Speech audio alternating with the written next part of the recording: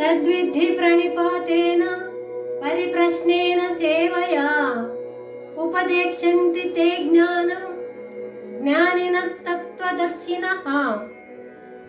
శ్రీకృష్ణుడు అర్జునుడితో చెప్పిన శ్లోకం. అటువంటి జ్ఞానమును నీవు తత్వవేత్తలైన జ్ఞానులకు సాష్టాంగ నమస్కారం చేసి సమయము చూసి వినయముగా ప్రశ్నించి సేవ చేసి వారి వల్లనే తెలుసుకొనుము.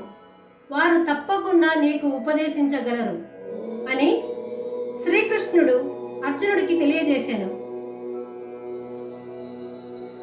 తత్వవేత్తలైన జ్ఞానుల వలన ఆ జ్ఞానము లభించదు. తత్వదర్శినః అని చెప్పటం వలన వాచా వేదాంతుల వలన కాకుండా పరమాత్మ తత్వమును ప్రత్యక్షంగా చూసిన వారి వల్లనే జ్ఞానము లభిస్తుందని తెలుస్తుంది. వేదాంతమును బోధించువారు, శాస్త్ర పాండిత్యం ఉన్నవారు ప్రపంచంలో చాలా మంది ఉండవచ్చు, కానీ ప్రత్యక్షంగా అనుభవించి బోధించువారు చాలా తక్కువగా ఉన్నారు. అటువంటి అనుభవజ్ఞుల మాటలకు లోకంలో విలువ ఉంటుంది.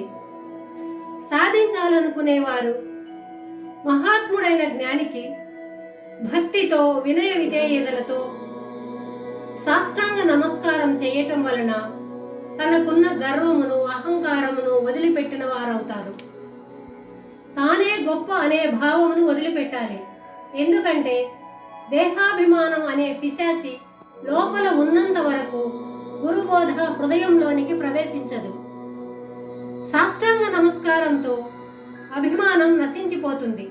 నిజానికి మహనీయులు ఎవరి నమస్కారములను ఆశించరు, కానీ సాధించాలనుకునే వారిలో వినయ విధేయతలు ఉన్నాయో లేవో ఇటువంటి క్రియలతో పరీక్షించి ఆ తరువాత ఉపదేశిస్తారు.